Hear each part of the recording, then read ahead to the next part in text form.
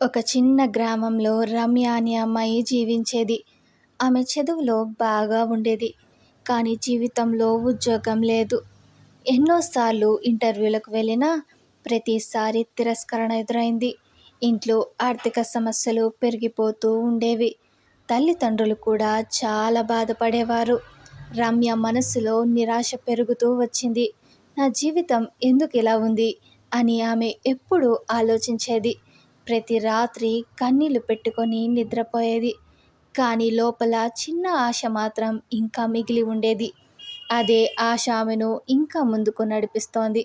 ఒకరోజు రమ్య మార్కెట్కి వెళ్తున్నప్పుడు ఒక చిన్న సాయిబాబా బొమ్మ కనిపించింది.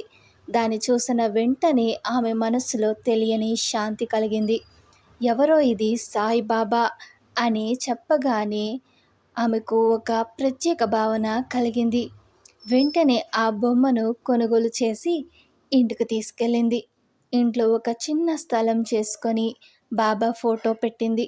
ఆ రోజు నుంచి ఆమె ప్రతిరోజు దీపం వెలిగించడం మొదలుపెట్టింది. ఆమెకు భక్తి గురించి ఎక్కువగా తెలియకపోయినా నమ్మకం మాత్రం పెరిగింది. బాబా నాకు సహాయం చేస్తారేమో అనే ఆశ మొదలైంది. ఆ ఆశే ఆమె జీవితంలో మొదటి మార్పు మొదలైంది. ఆ రోజు రాత్రి రమ్య మనస్సు పూర్తిగా బాబా మీదే ఉండిపోయింది. ఆమె చేతులు జోడించి బాబా నాకు ఉద్యోగం కావాలి అని ఏడ్చింది. మనస్సు మొత్తం బరువుగా మారిపోయింది. ఆ రాత్రి ఆమెకు ఒక కల వచ్చింది. అందులో తెల్లని వెలుతురు మధ్యలో సాయిబాబా గారు కనిపించారు. ఆయన వైపు చూసి నీ సమయం వస్తుంది అని చెప్పారు. ఆ మాట ఆమె హృదయంలో గట్టిగా నిలిచిపోయింది. ఉదయం లేవగానే ఒక కొత్త ధైర్యం వచ్చింది. ఆ కల ఆమె జీవితాన్ని మార్చే మొదటి సంకేతమైంది. మరుసటి రోజు రమ్య మళ్ళీ ఉద్యోగం ప్రయత్నం చేయాలని నిర్ణయించుకుంది. ఒక పెద్ద కంపెనీ ఇంటర్వ్యూకి వెళ్ళింది. ముందుగా ఎన్నో ఫెయిల్యూర్స్ ఉన్నాయి. ఈసారి భయం లేదు. ఆమె మనసులో బాబా ఉన్నారు అనే నమ్మకం ఉంది. ఇంటర్వ్యూ చాలా కఠినంగా జరిగింది. కానీ ఆమె ప్రశ్నలకు స్పష్టంగా సమాధానం ఇచ్చింది. ఇంటర్వ్యూ అధికారులు ఆమెపై ఆశ్చర్యపోయారు. ఆమెను చివరి రౌండ్కు ఎంపిక చేశారు. ఆమె హృదయం వేగంగా కొట్టుకుంది. కానీ నమ్మకం మాత్రం తగ్గలేదు. ఫలితం కోసం ఎదురు చూడడం ప్రారంభించింది. 2 రోజుల తరువాత ఆమె ఫోన్ మ్రోగింది.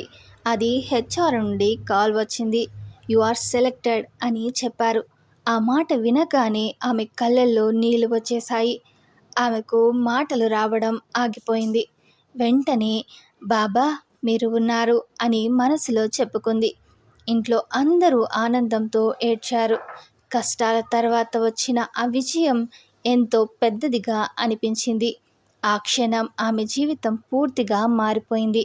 నిరాశ నుంచి విజయానికి వచ్చిన ప్రయాణం మొదలైంది. ఆమెకు ఒక కొత్త ఆశ పుట్టింది. ఉద్యోగం వచ్చిన తర్వాత కూడా జీవితం సులభంగా లేదు. ఆఫీస్లో పని ఒత్తిడి ఎక్కువగా ఉండేది. కొత్త వాతావరణానికి అలవాటు పడడం కష్టంగా అనిపించింది. కొన్ని రోజులు ఆమె మళ్ళీ నిరాశలో పడిపోయింది.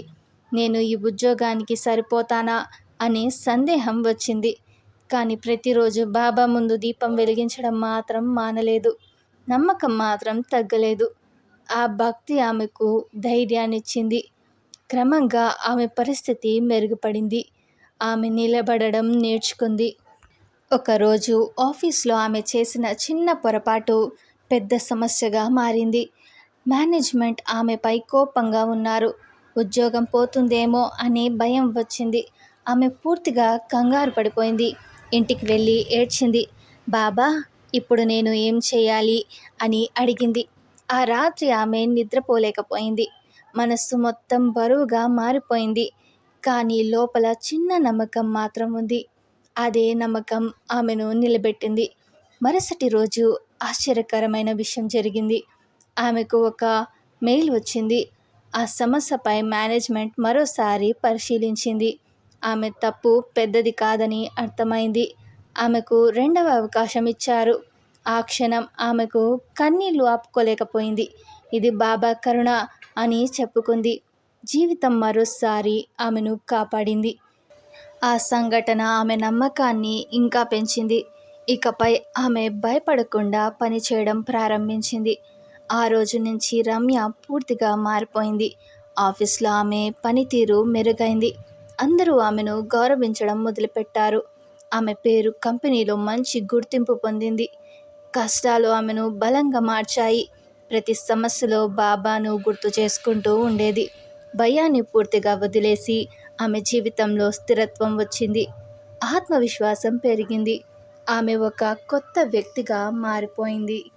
కొన్ని నెలల తరువాత ఆమె కుటుంబ పరిస్థితి కూడా మెరుగైంది. ఆర్థిక సమస్యలు తగ్గిపోయాయి. ఇంట్లో ఆనందం తిరిగి వచ్చింది. తల్లిదండ్రులు చాలా సంతోషపడ్డారు. రమ్య తన విజయానికి కారణం సాయిబాబా అని నమ్మింది. ప్రతిరోజు కృతజ్ఞతతో ప్రార్థించేది. ఆమె జీవితం పూర్తిగా మారిపోయింది. ఒకప్పుడు ఏడ్చిన అమ్మాయి ఇప్పుడు ఇతరులకు ప్రేరణగా మారింది. ఆమె కథ చుట్టుపక్కల అందరికీ తెలిసింది. అందరూ ఆమెను ఉదాహరణగా చూడడం మొదలుపెట్టారు. విన్నారు కదా రమ్య జీవితంలో జరిగిన సాయిబాబా లీలను. మీకు ఈ వీడియో నచ్చితే తప్పకుండా లైక్ చేసి కమెంట్ బాక్స్లో ఓం సాయిరామ్ అని కమెంట్ చేయండి.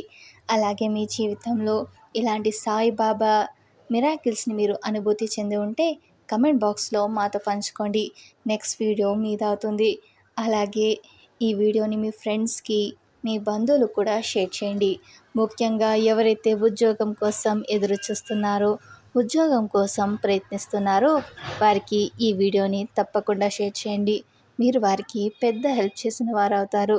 అలాగే ఎవరైతే కొత్తగా మన సాయిబాబా వర్డ్ ఛానల్ని విజిట్ చేసి ఉంటే వారు మన సాయిబాబా వర్డ్ ఛానల్ని సబ్స్క్రైబ్ చేసుకొని సపోర్ట్ చేయండి. సాయిబాబా గారి ఆశీర్వాదాన్ని పొందండి. ఓం సాయిరామ్.